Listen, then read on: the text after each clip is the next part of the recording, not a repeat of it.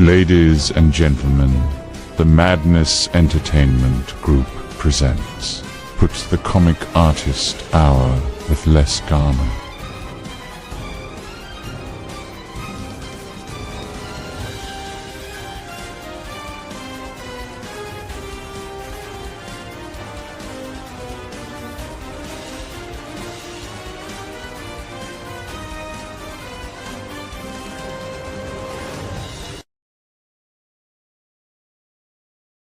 Hey folks, here we are, another What's Wednesday, and we are back.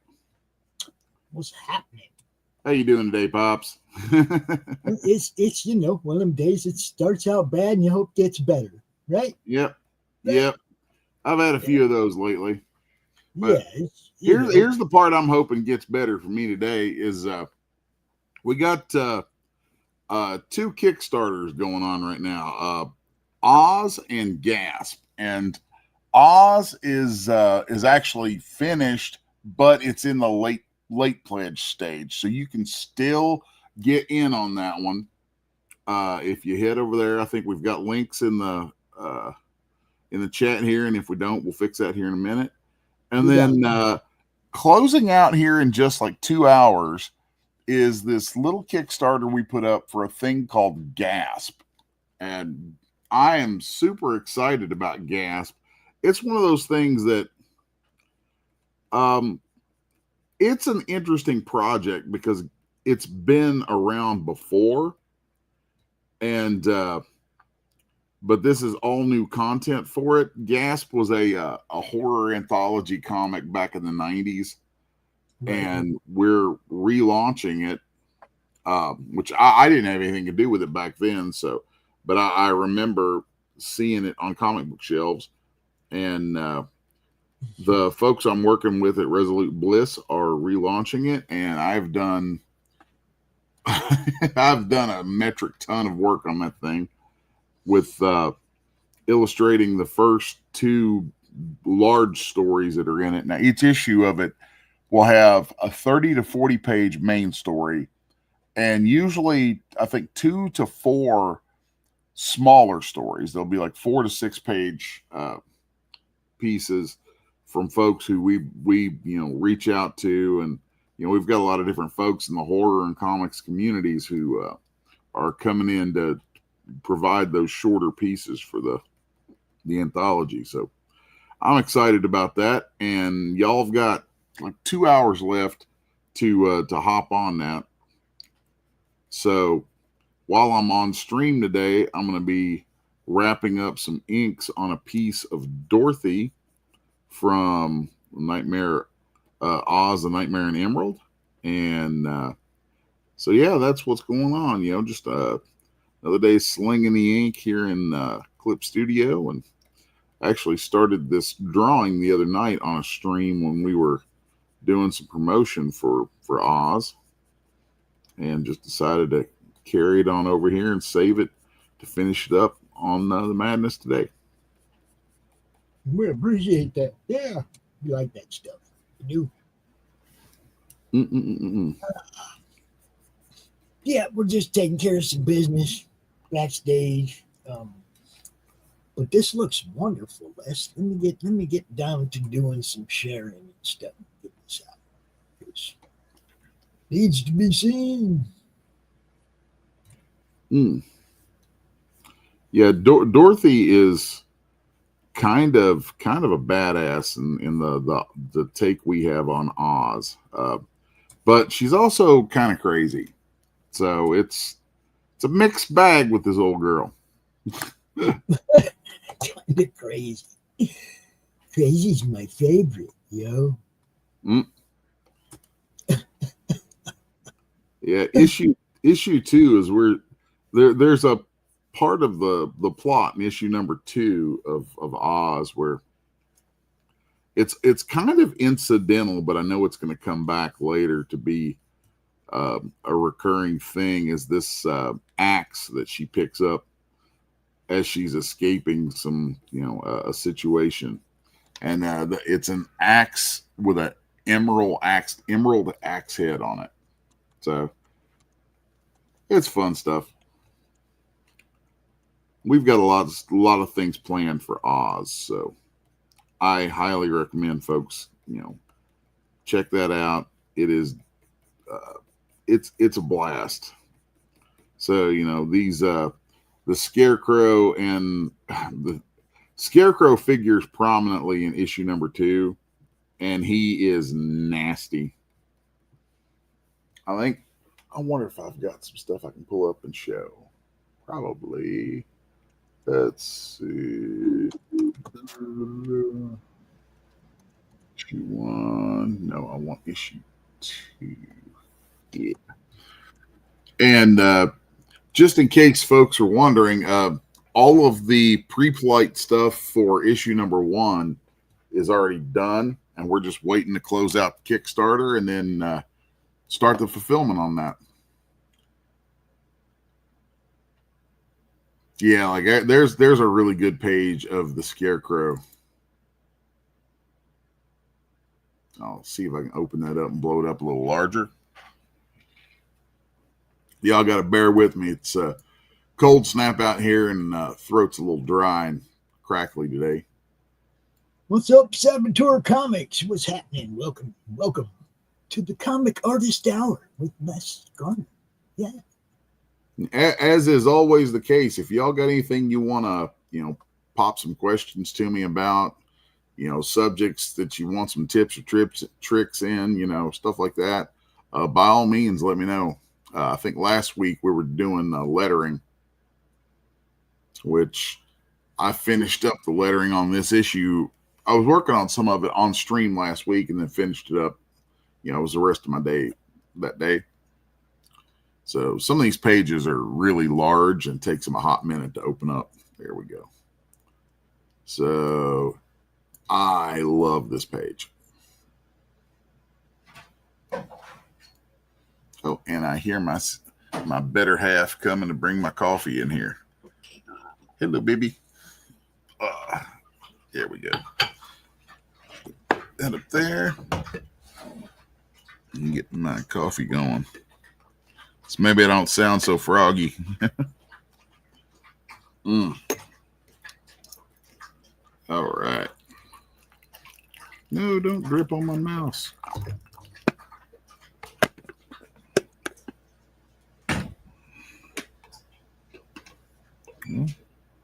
There it is.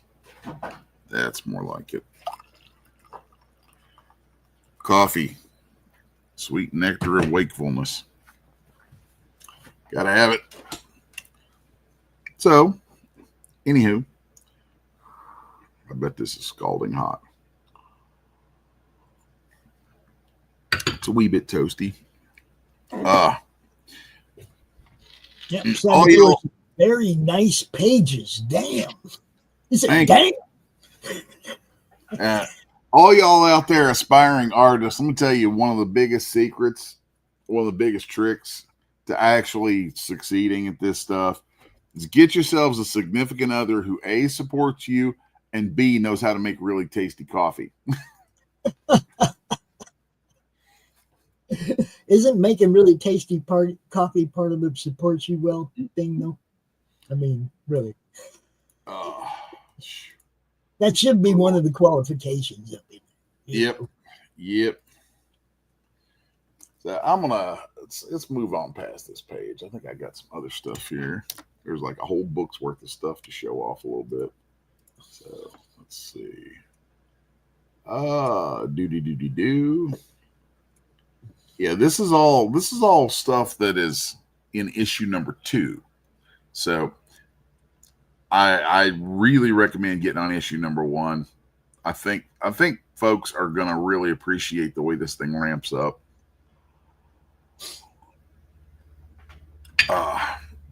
So yeah, there's a fun one when the fire hits the Scarecrow.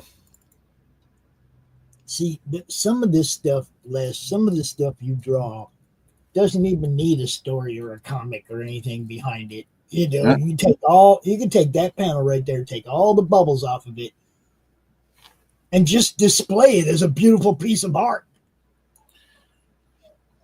Well, thanks.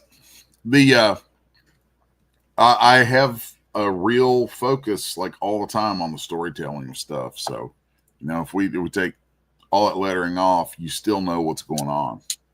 But yeah, but I'm saying it stands alone as a beautiful piece of art. It doesn't need the comic, the story, or any of that. Your art is I appreciate that. good, bro. Appreciate that. I mean, it's like, look, people are going to laugh at me now, but 20 years from now, they're all going to agree with me. This is Frazetta. This is going to stand out later. People are going to go, holy shit, look, that page alone. I would never put myself on that level, but if you want to say something like that I appreciate it, man. That's look, that's beautiful. You could post that with saying nothing about what it's attached to, that page, that splash page. You could post that somewhere not saying anything about the book or anything that it's attached to, and you're going to get people going, holy shit, that's fucking badass, blah, blah, blah, blah, blah, blah, blah, all day long. You see what I'm saying? So. It doesn't need, your art creates itself, okay? It doesn't need the story and everything. And down the line, like I said, right now, you're building your portfolio with comics. Okay, but down the line, people are going to look at individual pieces of your work, and they're going to be like, "That's album cover. That's this. That's that." You know what I mean? Just like they took Frazetta and put him on Molly Hatchet. Yeah. You see, somebody's going to be like, "Hey, Les, can I use that on this? Can I use that for that?" It's not going to have anything to do with where the piece actually came from. All of that is great, and I look forward to it. But you might not live to see it. But down the line, you might not live to see it. But down the line, your art is going to be at that I hope level. I live to see it. God knows I've been close to it recently. So. I mean, I hope you live to see it too. But you know what I mean. Usually, it's after somebody goes where people actually start. Oh yeah, that's how stuff always is. That's sad, but it's true. Yeah, but I am having a blast with this stuff, and I think it shows, and that's important. Being able to have that, just the enjoyment of doing it. Be able to show that. Right there is just that doesn't need anything. That you know what I mean? That's a piece of art. That's a work of art on its own. It doesn't need a synopsis, an explanation, a story to go with it. You know what I mean? It's like you can create your own story out of that piece of art. I'm very appreciative of that. Thank you, man. Yeah, it's true though. I ain't out there saying this to everybody. I appreciate it. I really do. There's I don't know if I'd shown this painting. So like there's a variant cover for this one that is this painting that I did, and it's Dorothy with Glinda, our version of Glinda, and our version of Glinda she's horrible. See how long it takes to open up. Granny Goodwitch ain't necessarily Granny Goodwitch. Oh yeah. Yep. I love that. Yeah. She's got this whole thing with all these heads where like she changes heads. Like she lifts her own head off, puts it on a shelf, and then will grab a different head and pop it on. And she changes her heads with her mood. And the scarecrows are like the crop who like she's got this whole magical way that she prepares these heads of people, and they get put out in the field, and she has these scarecrows who mind the field and basically keep the crows from pecking the heads while they're curing and getting ready for her to use them. It's really, really wild. Like that part of it is not me. That is stuff from Rick Mulshan, who wrote it. And that's one of the reasons that I was happy to get into it, because when he was showing me the script and notes and stuff, a couple years ago, I was like, dude, I'm in. I'm sold.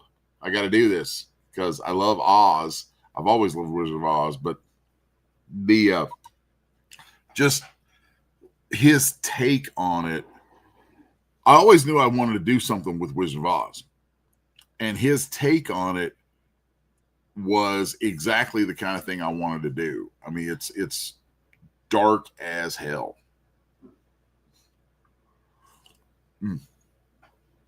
Ooh, that's hot. That's hot. But I'm gonna pop on back over here and get back to doing some inky winks on Mrs. Dorothy here, and then probably doodle in something for a background in this. So I just remember at the end of the show, I got a Gasp trailer to play and I have an Oz trailer to play. Play them both when we sign out. So. Cool.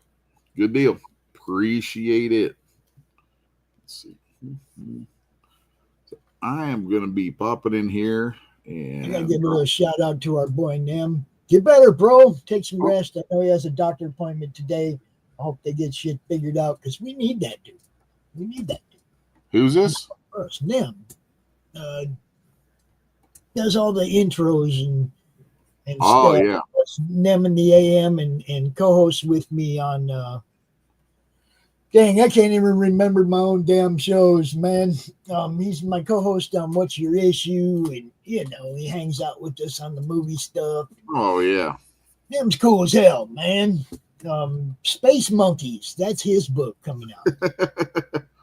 Do you remember the old ads? The old ads in the comics? Yeah. For the sea monkeys. Oh yeah. Those things were a hoot. Okay, well, Nem did a book a while back, and he put a fake ad in the book for space monkeys, just to be funny. Everybody likes the space monkeys.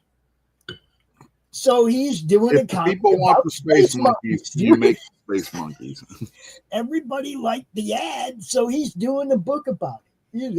I mean, he's doing a book about space monkeys. It's hilarious the things that happen in this nice. book. That's funny.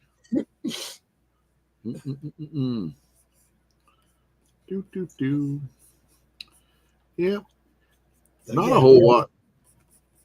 Not a whole lot to really for me to drone on about today with this. I mean, because I'm really just getting in here and inking this, but hoping would like to hopefully answer some questions for folks. I mean, this is of course, I do pretty much all my comic book work inside Clip Studio, because Clip Studio is kind of like the king of this stuff as far as I'm concerned. So I'm just in here right now inking. I recently changed some of my settings, and which is why I'm kind of doing some practice pieces here and there to sort of dial things in a bit. So I wanted to relieve some of the stress on my hand because I figured out that I was pressing really hard all the time, and I know that will eventually. I mean, it hasn't hurt my Cintiq yet. This thing is a few years old now, but I want to preserve my favorite piece of gear as long as I can. So I was easing up off of that, and I was actually pressing so hard sometimes just to maintain control that I was like actually starting to hurt my wrist a little bit. I mean, I guess it's a good problem to have when you're drawing so much that you start to hurt your hand. But, right. I mean, I can't complain about that too god awful much. But, you want to take precautions and those things. And one quick way to do that was tweaking my settings so that I didn't need to push so hard. So I'm kind of not just recalibrating the software, I'm kind of recalibrating my hand to the way that it feels. It's just like switching to a different tool sometimes. Right. Oh, that's good. So I think I got a little bit of a sniffle going too, because this morning I was outside doing some farm stuff. I was outside putting a heat lamp in my chicken coop. Was it you I was talking about a couple weeks ago about the amount of deer in the neighborhood? Oh yeah, yeah. And I got to go on opening day.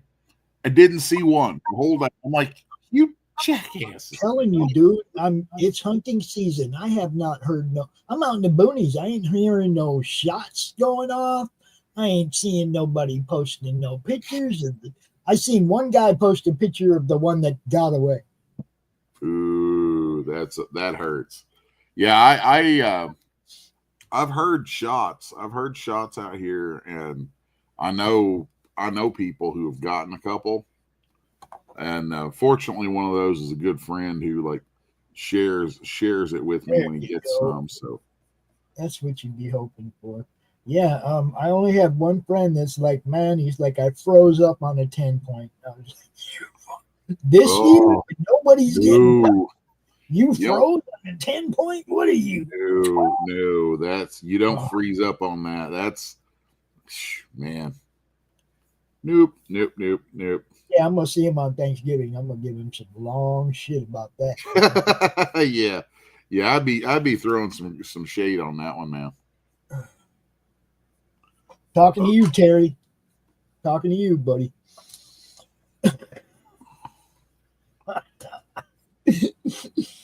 Dude's like twice my size.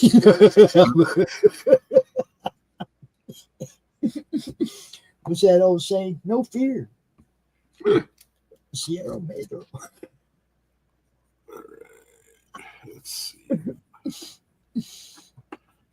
I actually enjoy doing cloth quite a bit.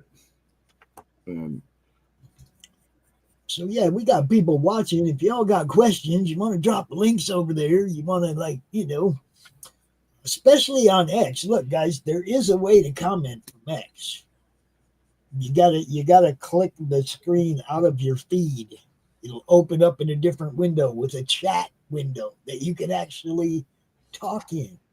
It's kind of cool, but if you don't know about it, you don't know about it. Because this stuff rolls through people's feeds on X, and they just watch it right there in their feed. They don't realize that they can click into a separate window with a chat. But you can. You people on X. I want to see somebody comment from X. Come on. And I'm gonna of see course, Elon comment. Hey Elon, you watching my stuff? yeah, it's like, look, we always get that one bot watching over on Twitch, you know, waiting to drop his link to the buy more viewers thing. We see you're watching. Go ahead and drop it, bro. Go ahead and drop it now. All right. I don't like this right here. That needs to get cleaned up a little bit. Yeah, I've got so much more work to do with Oz. I mean, Oz is 6 issues. So, and each issue is at least 24 pages. Sometimes they end up running more. So, I've got 4 more of those I got to knock out soon.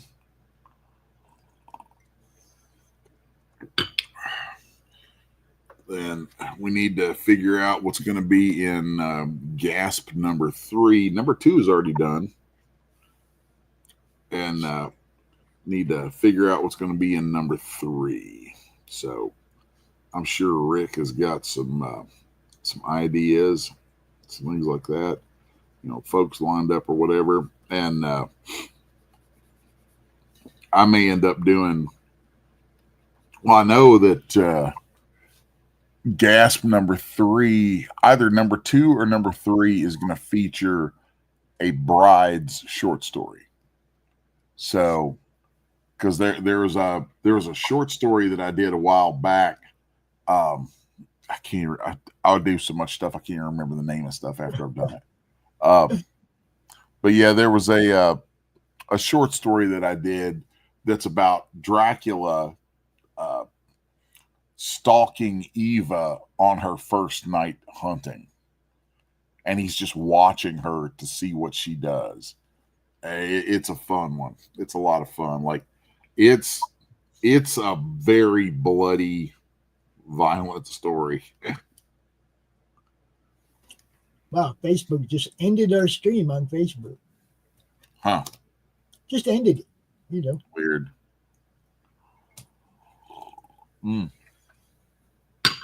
Yeah, Facebook's kind of trash.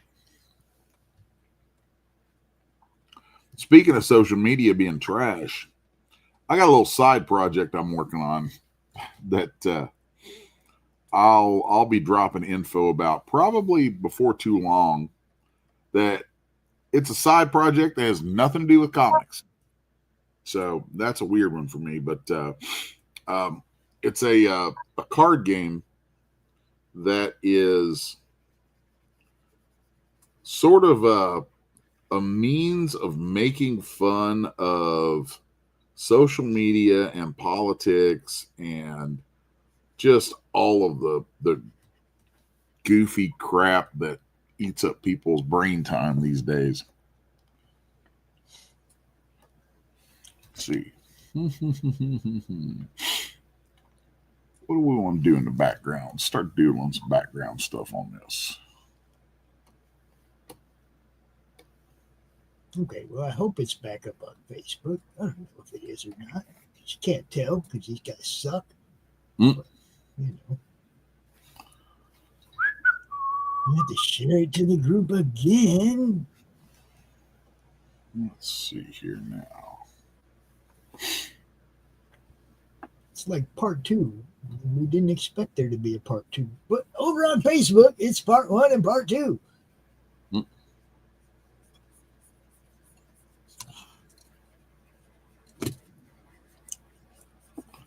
All right. Yep. This is a fun little thing y'all gonna see me doing here, where I'm kind of spitballing background stuff, and I'm thinking I'm gonna have kind of a rocky ledge back here that with like some moss and stuff hanging from it. And did my pencil just freak out a little bit? Okay. What's it doing that? That ain't cool. All right, that's better. So I'm gonna have some stuff hanging down from here.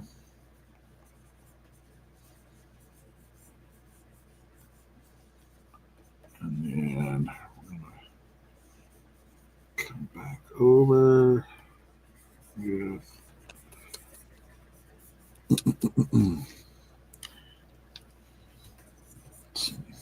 thinking with some root type things. And let's put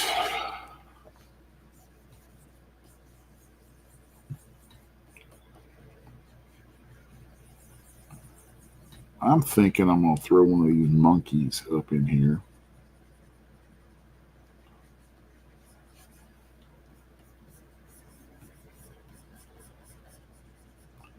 And my flying monkeys are real nasty.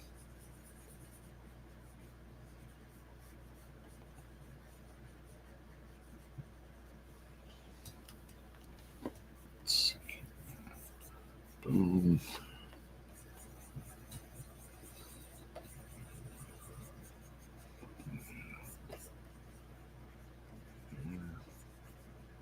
Do the old classic comic book pose.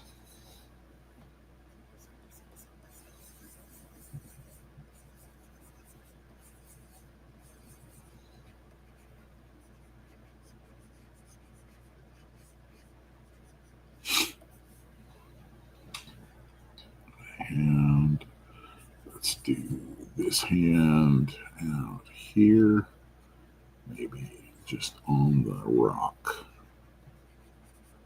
Okay, there we go. Nice big shoulders. And I have my monkeys wearing these like little Kaiser helmet looking things that are just really it's kind of goofy, but at the same time I'm like, dude, it's a flying ape in a Kaiser helmet. That has to be terrifying.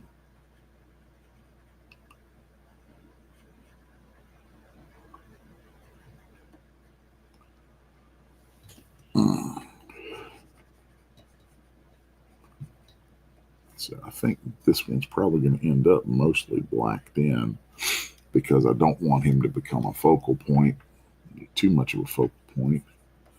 So, boom, boom, boom, boom.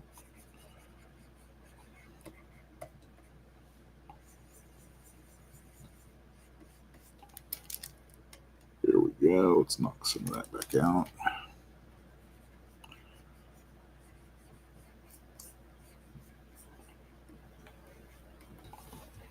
Oh. I'm going to make that head larger.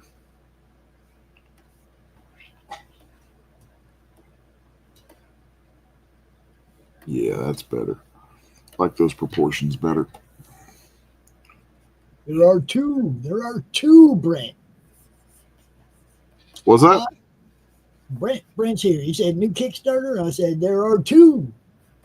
Yep. You got Gasp and you got Oz. And Oz and Gasp. There. Yeah, the links are both in the chat up there. You can find them. Yep, Oz and Gasp. And RJ pops in and says, "It's flying monkeys, poo flinging from above."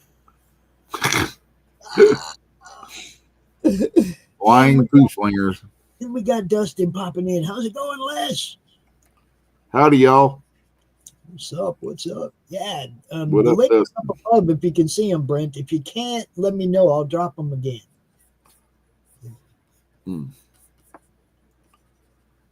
So, I think I have them somewhere. I think I do. I would, Okay. I would bet when I'm done with this, Rick will want to do something with it. I'll be curious to see if he wants to do something with it. That's a Fun My Comic exclusive cover. We could do that. We could totally do that. I think I know that he's planning on, because Rick runs the business side of this stuff that I'm doing with him, and I know he's planning on doing some stuff with places besides just Kickstarter. And Fun My Comic is on the list. Yeah, I told him, I said, over there you can just set up a storefront for all your finished stuff, as well as run a campaign for something new. You can just use it as a straight up storefront. Yeah, that's what I mean. That's the way the Aussie book is set up. You just order it, and every 2 weeks we send in a print order and ship out those books. I need to look into that because I've got stuff of that's just like I have an art book sitting here. Like I probably have enough stuff for like 4 or 5 art books, honestly, just sitting here not doing anything. And that might be a good avenue for that, is to put those up there, and so they're there to do what they'll do as they can. Yeah, that might be worthwhile.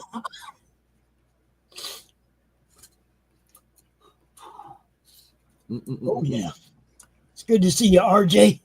Thanks for checking in. Been talking to RJ this morning.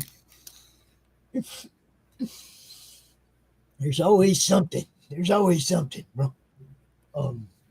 That needs to be done. I want to get these last 2 covers set up and get back to work on my Crom Ash Can. Oh yeah.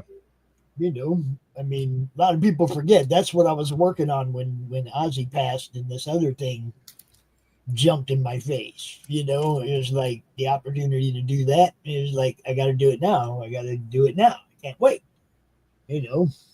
Oh yeah. So we got right to it. Yeah, you knocked that out pretty quick.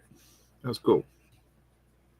And there still might be an edit or 2 that we have to do or something, but I ain't tripping,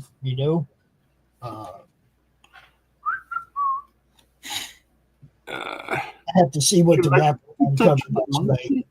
I have to see what this wraparound cover looks like. I'm looking forward to it.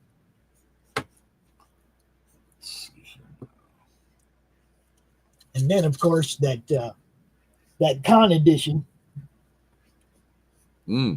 That con table edition that features your art on the cover. Yeah. Oh yeah. Yeah, it's fun stuff. Yeah, that's. I want to get that one out next, so that people can have a little stack of them on their table if they want, and there'll be plenty of room for them to make money off them. They won't be giveaways on their table. You know what I mean? Yeah.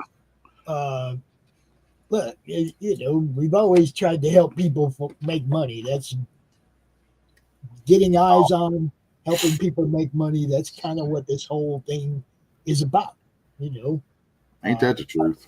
I've talked to a couple of my friends that are, they have their YouTube channel, a couple hundred subscribers. And when they look at how far down the line monetization is, Oh yeah. they understand what I'm trying to build with Roku to help them actually get monetized now, not have to wait and jump through the hoops.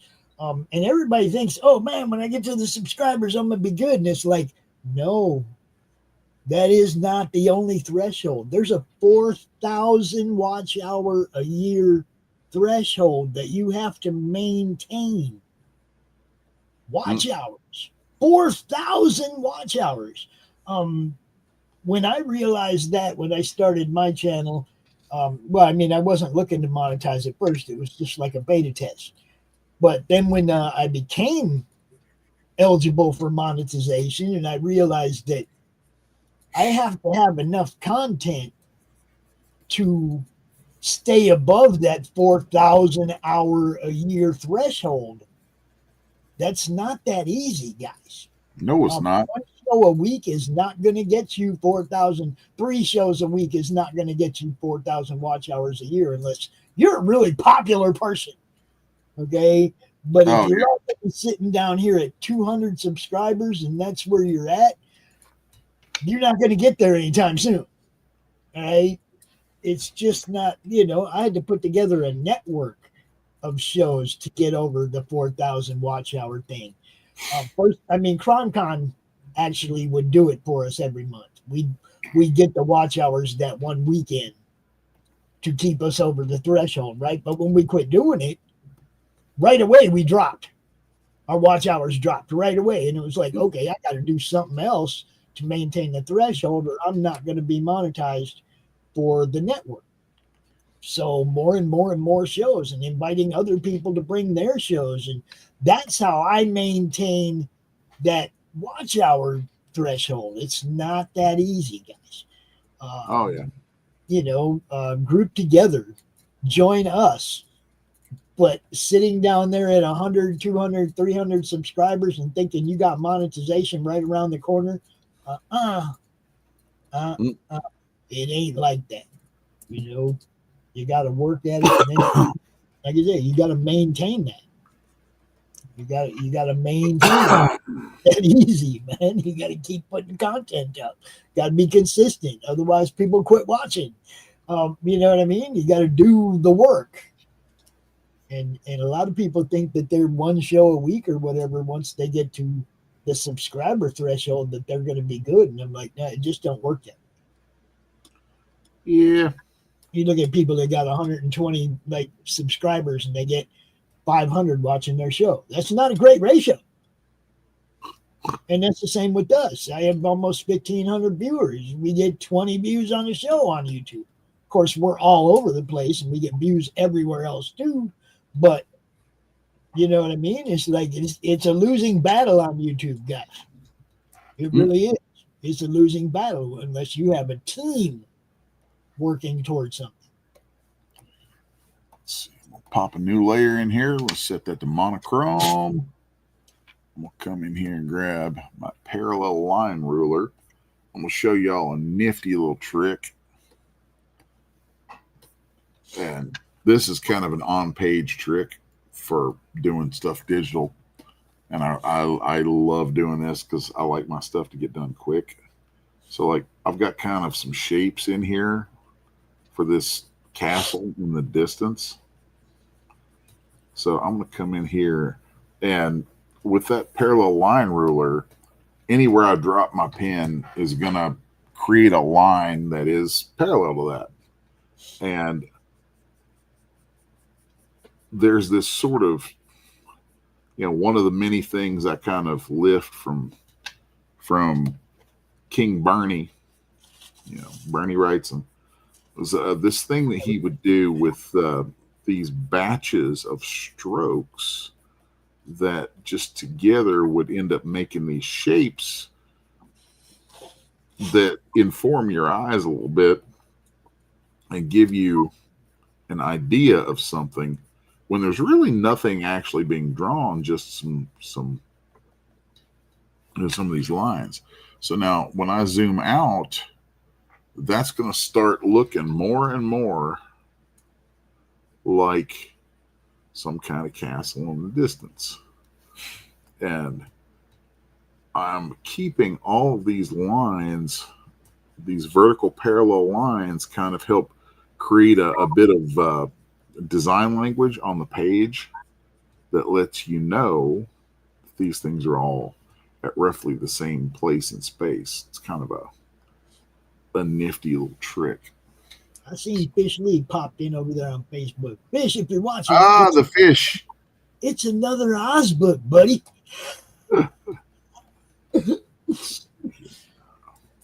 We love Oz books, don't we?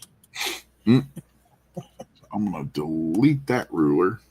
Now we're going to come in here and start doing. So here's another little trick in here, because I want to feel like there's like walkways and stairways going up there in the distance. So I'm dropping these little sideways strokes in there. I probably should not have deleted that ruler. It's dropping one in here. And then now if I come in here and I just start connecting these vertical lines down from those sideways strokes, then that's going to start giving that impression of what's going on there. Just sells the idea. And let's go ahead and firm up some of this.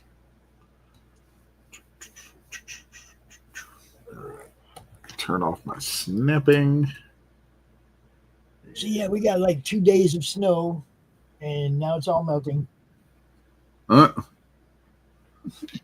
No snow here yet. But it's going to be another one of those winters, dude, where it doesn't get hot enough to freeze the lakes, or cold enough to freeze the lakes. It doesn't get cold enough for the snow to stay on the ground. It's going to be another one of those, just like last year. It's just a muddy mess. Yeah, that takes the fun out of winter. Yeah, I want snow for the kids to play. Look, let me tell you something. Rocky, Rocky's about 8 now. He's getting old. Okay, for a husky, he's getting old. But every year, when the snow falls, the puppy comes out of that dog. He is prancing around the yard in the snow. That's my Heisenberg, man. Heisenberg, he's about, God, how old is he? He's 28, 2015. Heisenberg's going on 10 years old now. I don't think about it that often because I know that's probably getting really up there for him. But man, if there's a little bit of snow, the husky in him comes out, and it's a hoot. Dude, it's hilarious watching him running around, biting snow, shaking and rolling around in it, and just like in Snow Dog. Oh yeah. And it's like the puppy comes out in him, and the prancing and dancing, and it's like it's crazy. Stupid Adobe just tried to do this Creative Cloud crap. I have to get in here and cancel that today. I'm actually canceling all my Adobe stuff because Adobe is pure trash, and I pay way too much money a month for it, and I don't need it anymore. And that actually brings to mind something that I'm gonna do a pretty in-depth video on soon. Is what's up with Affinity, the Affinity product suite. And if you're not familiar with Affinity, you should be, because Affinity has been kind of Adobe's competitor now for a few years, and a pretty darn good one. Well, they got bought by Canva, and everybody freaked out and thought they were going to be, they're going to charge us for it. It's going to be a big money grab. Well, it's not, and it's free. they took it and made some improvements on all of it and made it free, like forever free. And it wasn't free before. Before it was just really affordable. So I'm very much into what's going on with the Affinity product suite. I mean, Adobe InDesign was one of the main reasons I hadn't bailed on Adobe yet, because I need it for pre-press stuff. And man, Affinity Publisher, InDesign killer, straight up, totally replaces it for me, and does so for free. To which I'm like, hey Adobe, why don't you piss off? There we go. I love doing this kind of impressionistic ink work in the distance that, like, it's not really anything, but it ends up feeling like something. And there's like little tricks that you can pull with it after you get to a certain point, which I'm about to start doing some of right now, where let's turn my ruler back up here. I'm going to harden up some of these lines a bit. And I'm going to take a thicker brush and choose just some areas here to come down through.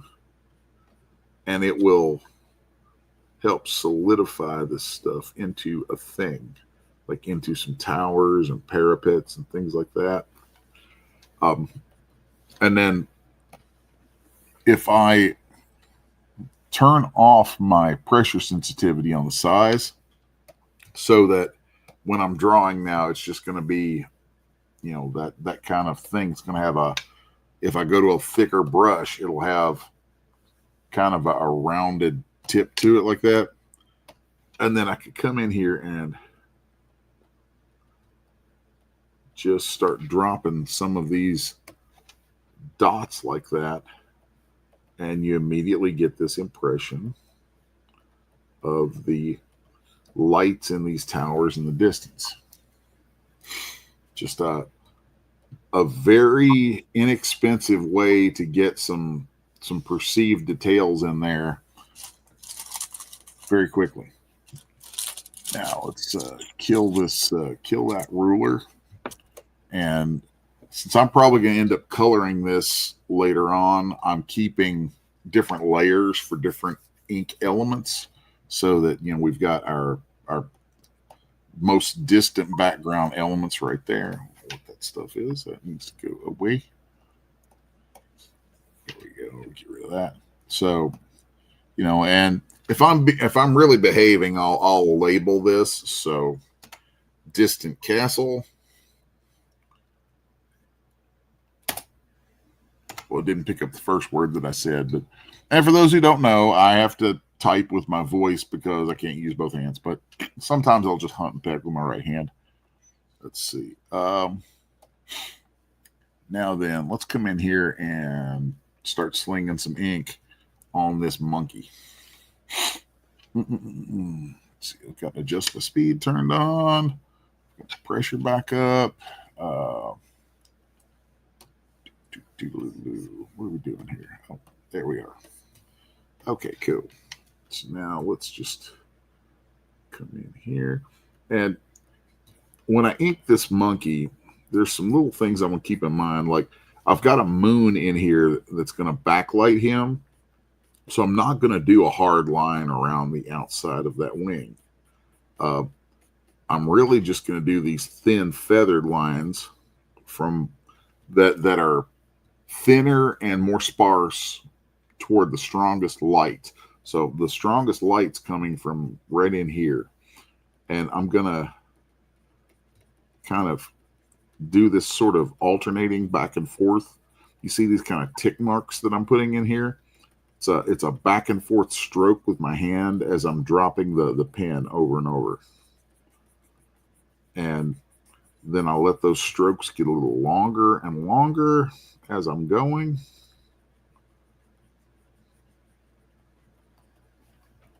And then I'm going to start some longer ones that are really going to be reflective of these long feathers coming down here.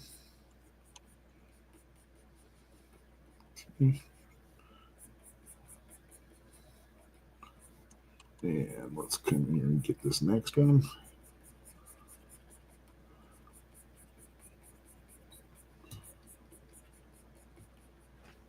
All right. And you can see here how I'm leaning into the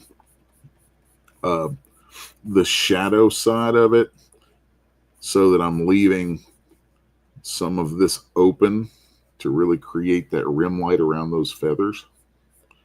And then here we're going to come right through here with some more. And then a little bit more like that. So once we drop out those blue lines, you can see how it's got that feeling to it that there's light coming this way. So now I'm going to turn off my adjust by speed and turn sharp angles on, because I've got an opportunity here to kind of really play to some heavy black shapes. And I'm just going to scrub my way on down into here, which I also have starting and ending turned on this brush, which is how it's getting that real brushy sort of feeling to it. Yeah, you got to pull it into the screen a little more. There you go. I'm bad about that. I have a tendency to work pulled back from things. Well, all you got to do is remember that you're showing people, and then oh yeah, man. Let's see here now.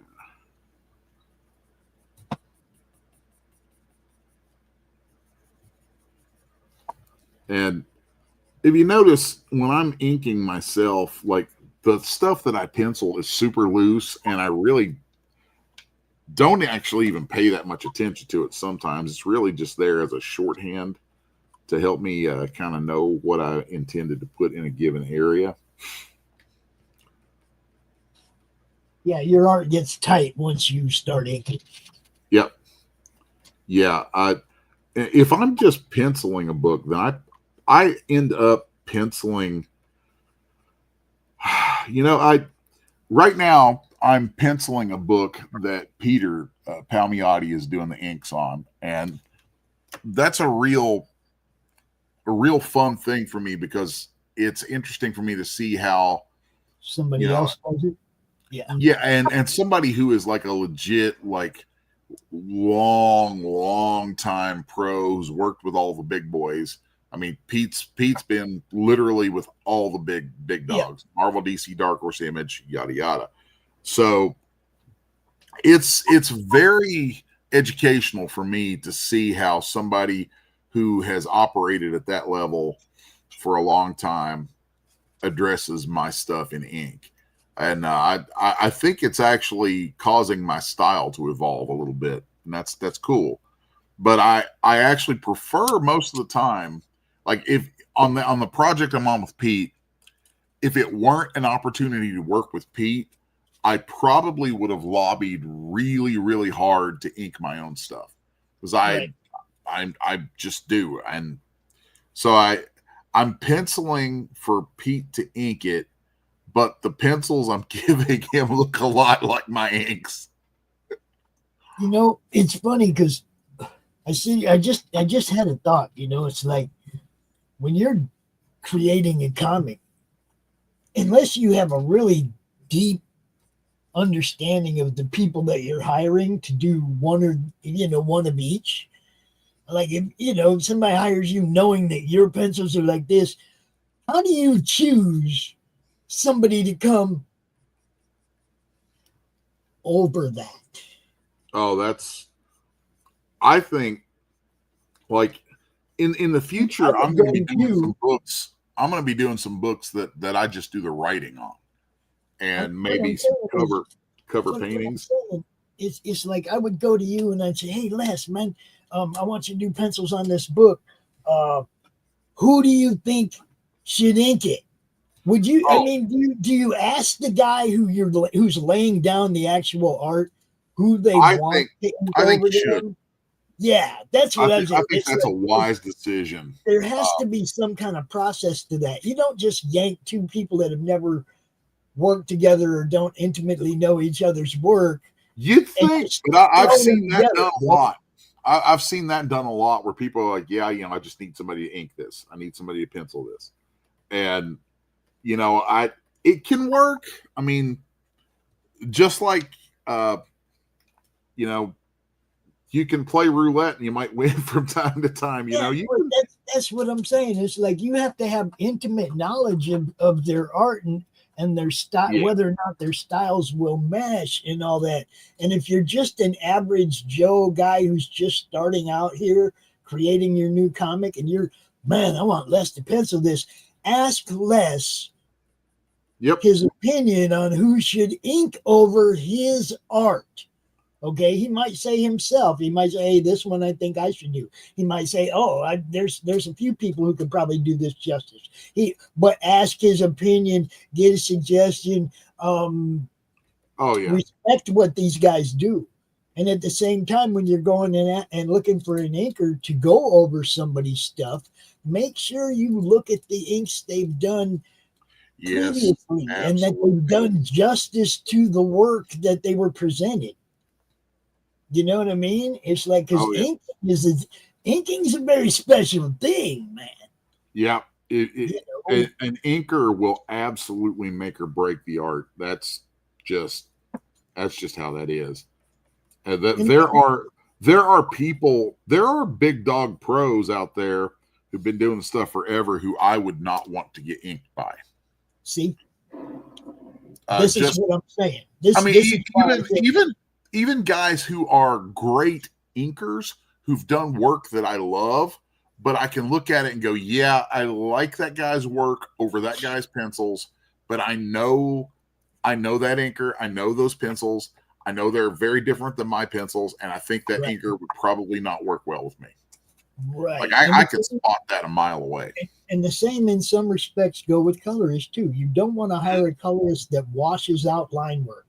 Yes. Okay, because line work is the art. Okay, and if you get somebody that comes in here and he's adding shading where there wasn't no shading, and he's doing this and that, and it's like, no. It depends. I mean, sometimes, like, there are most of the books that I work on, I've ended up doing colors or assisting with the colors, but I've had some interesting scenarios where I will talk with a colorist and I'm like, hey, I would really like to see this stuff approached like this. And a good colorist will talk with the penciler or penciler/inker and kind of get an idea for what the vibe is that they're going for. Mm-hmm. So a lot of times I'm this huge fan of watercolor paintings, watercolor art. Right.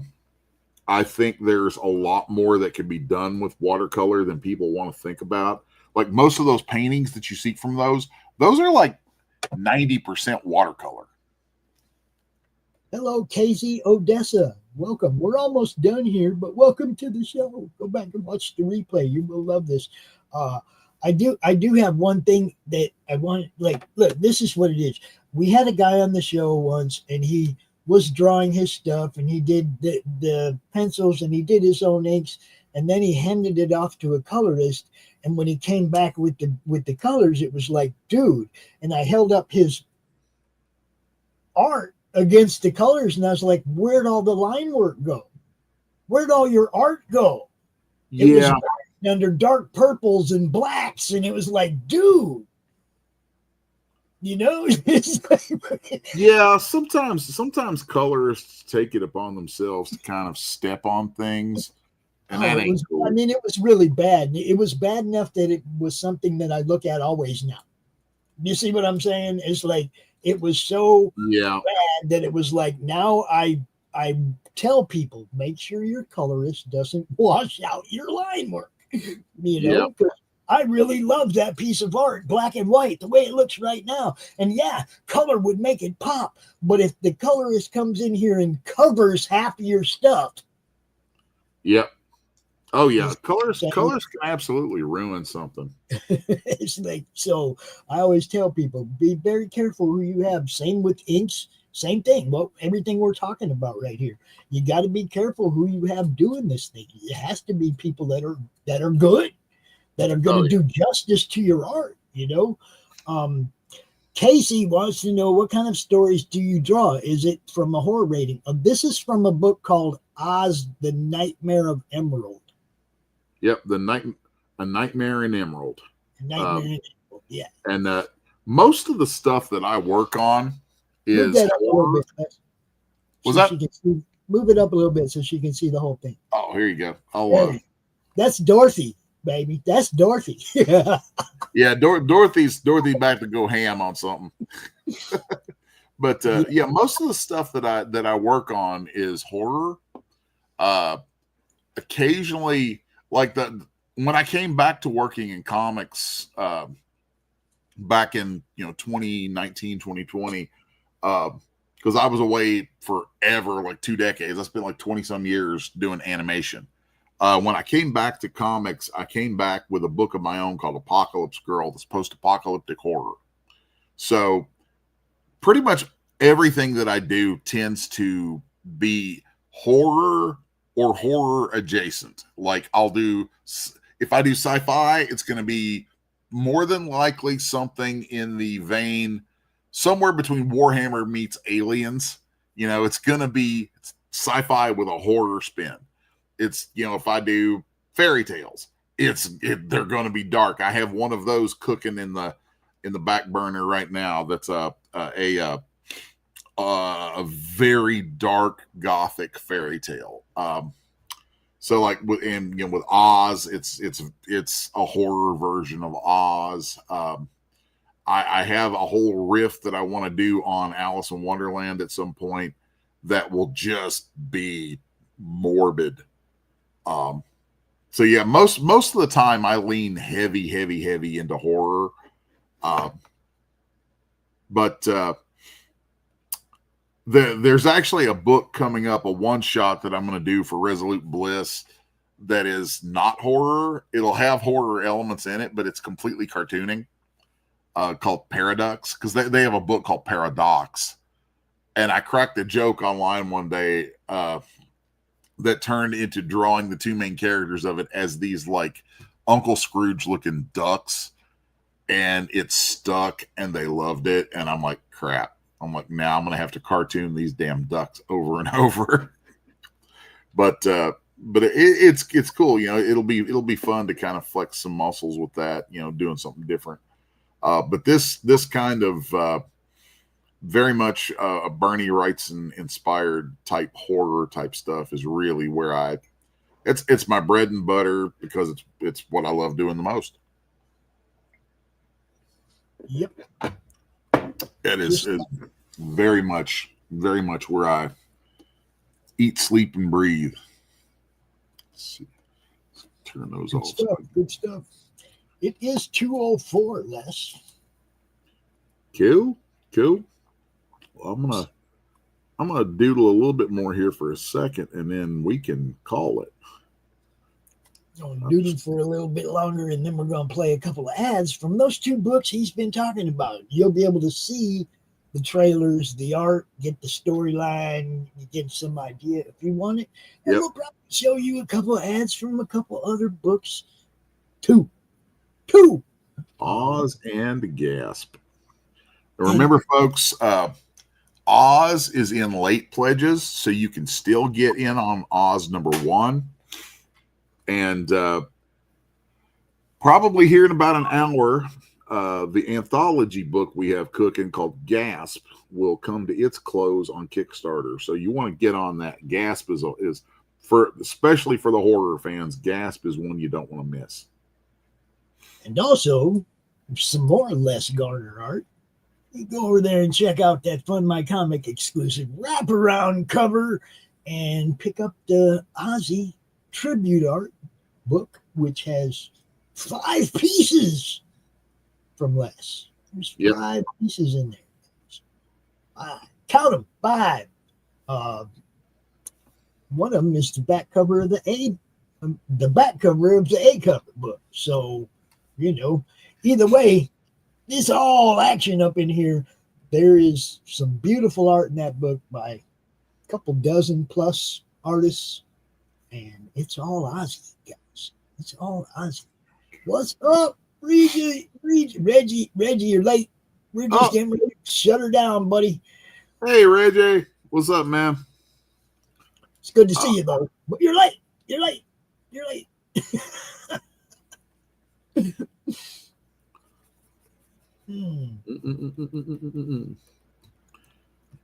Let's see here now.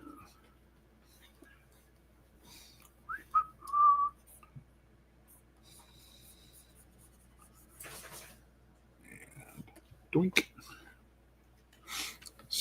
Shove that in there. And these are some fun parts where, like, I know that all I want is just like little highlights off of things that are there just to suggest them. Right. So I'll come in here and throw in some of that.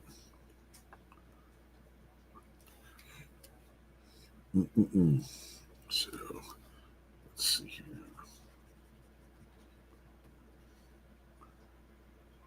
Let's get his kneecap in here.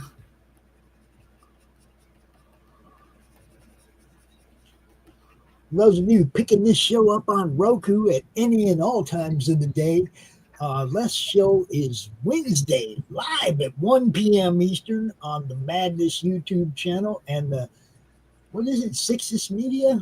Sixus One Media. Yep, Sixus One is my studio name. Those are the two YouTube channels that this is also live on. So if you're missing that live action, you want to be here with Les during the show so you can drop comments in the chat and stuff, just pop over here to the YouTube channel on Wednesdays at 1 p.m. and join us live. If not, just kick back in your couch and watch us on Roku on the replay. We're good with that too. Oh, yeah. Yep. Oh, man. He said he can't get the late pledges on Oz. Are you really? sure they're done? Well, I message me on Facebook after the show, and I will ring a couple of people's bells and see what's up with that, and we'll get you hooked up. I think somebody said that yesterday when we were plugging the show, too, that the late pledges weren't on. Huh. Because we came in to plug it, and it had ended like 2 hours earlier. Oof. And then somebody went to pledge on it and said they couldn't. Oh, that's poop. That is poop. That's actually feces. We got to fix that, guys. Fix it. Oh, yeah. Yeah. We're still kind of getting... I'll be the first to admit that when it comes to Kickstarter and everything, we're still getting our legs under us with some things. Yeah. So we're probably making some mistakes here and there. I really appreciate folks bearing with us on that. The late pledges is a new thing anyway. Yeah. We didn't have that last year. That was something that just showed up recently where you could suddenly pledge late, which made doing countdown parties kind of stupid. What good was going out here and promoting the fact that it's almost over if it's not over? Yeah, I didn't do late pledges on brides because I was just like, this is how this will roll. Yeah, there was just a straight countdown. When it's over, it's over. And then we can promote it that way,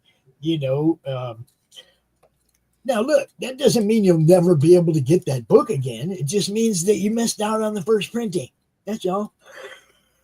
Yeah, and we tend to do things that are like the stuff for Kickstarter is usually, Kickstarter exclusive type stuff, or we do a lot of Kickstarter exclusives.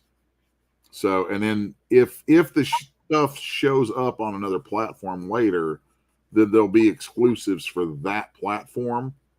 So folks who have the collectability bug, bite them. Man, I'm just gonna get rid of all of that. I don't really like that. Folks who are into just the collectability side of things will definitely want to. That's a good example right there of a time when sometimes you just black the stuff out and it ends up being a better composition. But as I was saying, for folks who are into the gotta have them all, folks, then you'll definitely want to follow us whenever we do stuff in other platforms than Kickstarter, because there'll be all kinds of groovy stuff offered up. You gotta have exclusives everywhere you go. Just like we got the different covers are going to be for different things. They're all going to be exclusive to different things. So, yeah, you got to do things like that. You got to make it fun. That's what we do. We make it fun. Oh yeah. Let's see here now.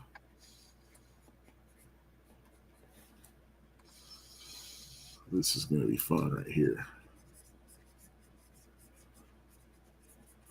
I've got a special pen that I like to use for some of this stuff that has a rougher feel to it. You probably can't even see it, but I love the way that this pen lets me get these kind of rougher sort of strokes in here that feel really organic, even though it's in a digital format. So that's a nice thing.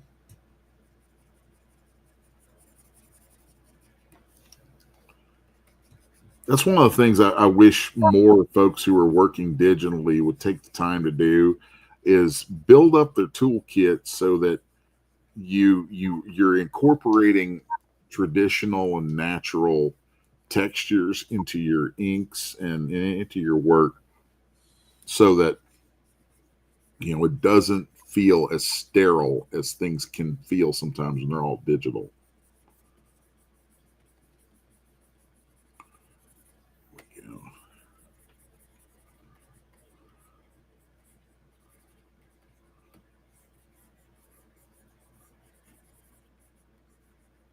Yeah.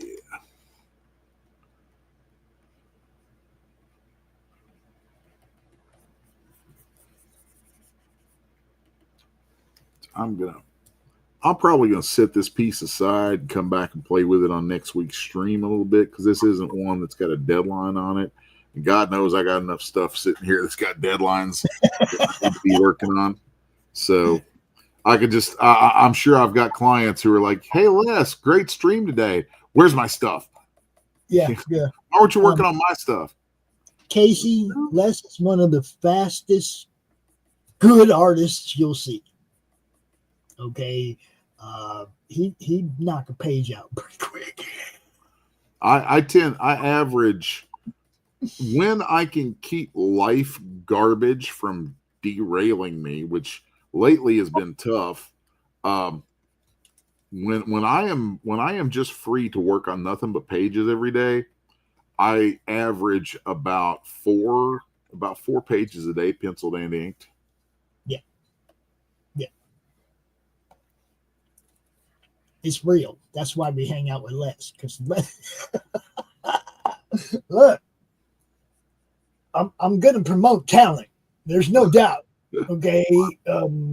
Anybody that allows me to that's good, I'm going to be talking about them. I'm going to get them on shows. I'm going to get them seen. I'm going to do everything I can to help them progress their career. Whatever it is. If I can help, I'm going to do that.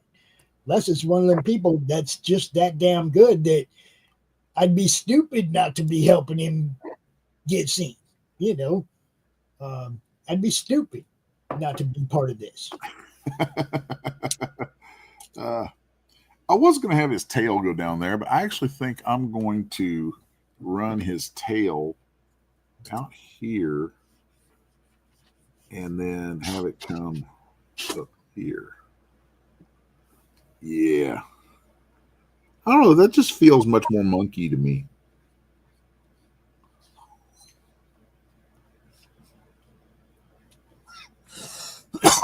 Okay. And I like the way that helps reinforce the wing. See, there he is. I told you, Les. I told you he was watching. I told you he was watching.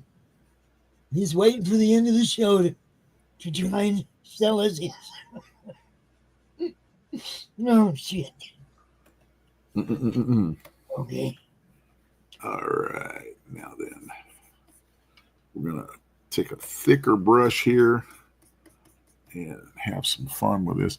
I'm going to, before I go any further with that, I'm going to fill her negative space in there with white. That way, when I'm inking behind it, I'm actually inking behind it. And then I'm going to fill this outer area here with the clear pixels. And it's a very handy dandy trick for working in digital, because now I can come through here and start knocking in some of this stuff. And that's going to be really much more for this background type thing. It's really fun when you get in here and start doing the backgrounds this way, and it becomes really organic and it's just fun. So, and yeah, I mean, I can't really say much more about it than that. So I'm going to use some old school hatching across here. Then I'm going to pull a nifty little trick right now where I add a layer above that, set to monochrome, and then I'm going to put a white stroke around that. Actually, I'm going to make that a black stroke. And then we're going to, do I even want a stroke around that? No, I don't. So now we're going to come in here with some white, and it just adds the impression of layers into the foreground of that. And maybe we'll come in here with some leaves and stuff. Oop, too much. So I do that a lot, where I'll be, tinkering around with something and end up killing some of what I did, but it's always for a good cause. It always comes out. It comes back out with what I want. So I love using alternating black and white like that to build up depth. So then come here. I'm going to go a little nuts with that for a second. I know some stuff that I'm going to pull with this in a minute. So boom, boom, boom, boom, boom, boom.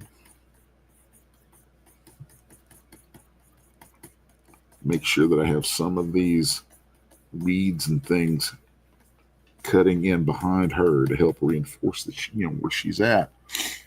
Then, let's come back in here. Throw a few of these lines in here and there.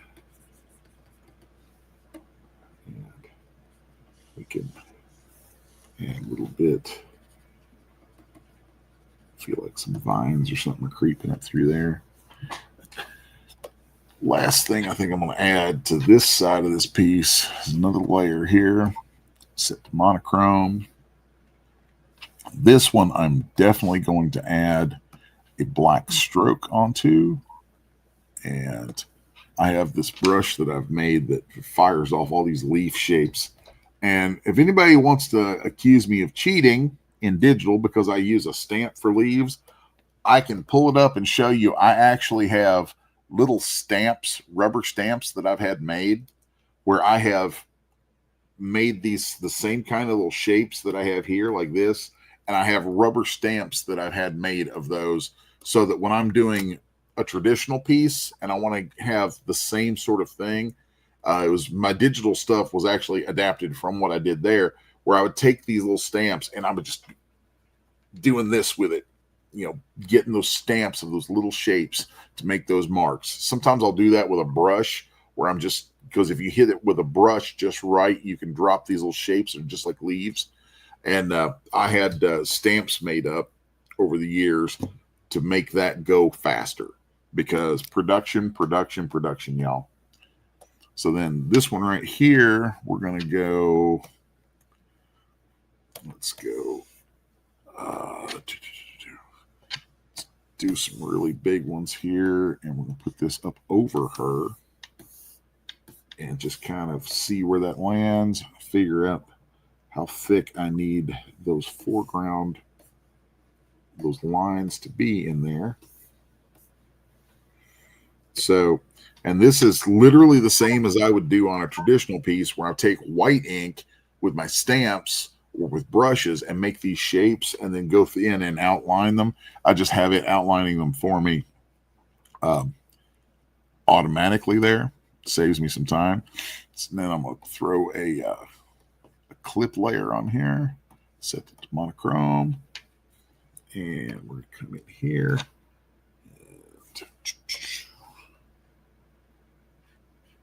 and start connecting some of these things together.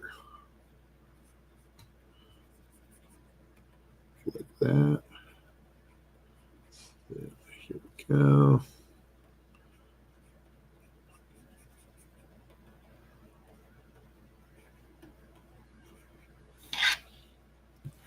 I'm going to go back to my regular pen for this.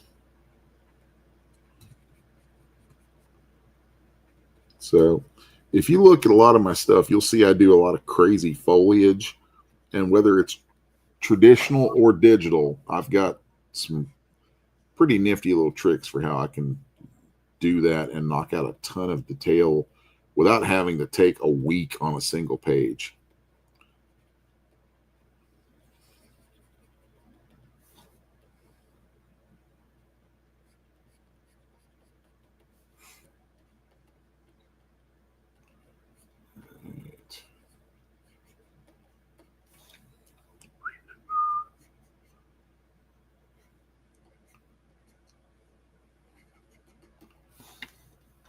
So that's kind of a little glimpse into a technique there that I like doing quite a bit, because I love having all that crazy detail worked into things. And it's just a really fast way of doing that. Pops, if you're still there, I think it's getting about time for me to get some lunch. So I know we're actually running over by about 20-25 minutes at this point. So if you want to take us out, you can fire off those promos, and we'll see y'all next week. All right. Peace, everybody.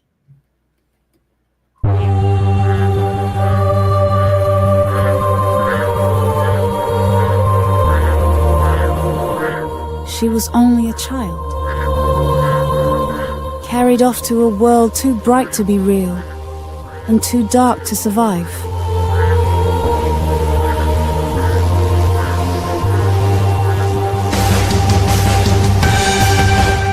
A place our world would come to know as ours.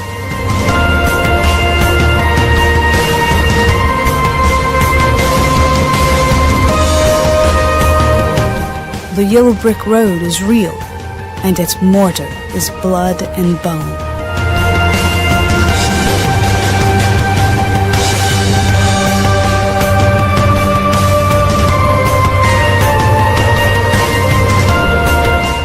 She thought she escaped.